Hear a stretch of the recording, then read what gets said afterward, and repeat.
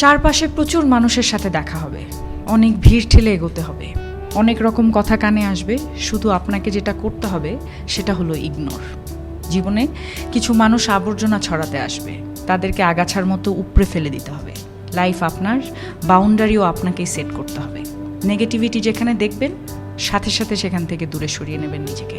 শুনতে খারাপ লাগলেও আপনার কাছের অনেক মানুষ আপনাকে খারাপ দেখতে চায়।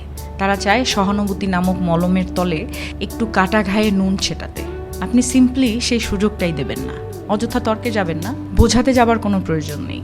আপনার সামনে কেউ যদি বলে আপনি মূর্খ, তাই মেনে হেসে বেরিয়ে আসুন। ওই যে সময় আর এনার্জি বাঁচিয়ে নিলেন, ব্যাস কেল্লা ফতে।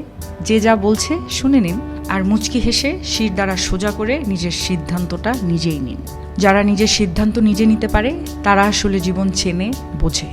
আপনাকে নিয়ে যখন বাকিরা সমালোচনা করতে ব্যস্ত থাকবে, আপনি ঠিক সেই সময়ে গাছ লাগান, ঘুরে আসুন, রং তুলি নিয়ে মনের মতো ক্যানভাস সাজান, বাড়ি গোছান, গল্প পড়ুন, পারলে আরও দুটো সাহিত্য পড়ে নিন, নিজের পুরনো ফটো দেখুন, ব্যাডমিন্টন খেলুন, ছবি তুলুন, চা খেতে বেরিয়ে পড়ুন, নামাজ পড়ুন, পুজো করুন।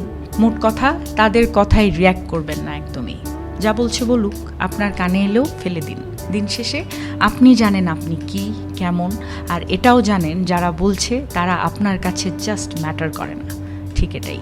একটা বাউন্ডারি সেট করুন, একদম যাদের বা যার বুকে মিশে আপনি একদম শ্বাস নেবেন, যার সামনে আপনি আয়নার মতো দাঁড়াতে স্বাচ্ছন্দ্য বোধ করেন, শুধু তাদের কাছে এক্সপ্লেইন করুন, শুধু তাদের কাছেই ঝুঁকতে শিখুন। কারণ হয়তো তারা বা সে আপনাকে খারাপ দেখতে চাইবে না। বাদ বাকি দুনিয়াকে একদম ঝেড়ে ফেলে দিন। একটা কথা মাথায় রাখবেন, জীবন অনেক সুন্দর।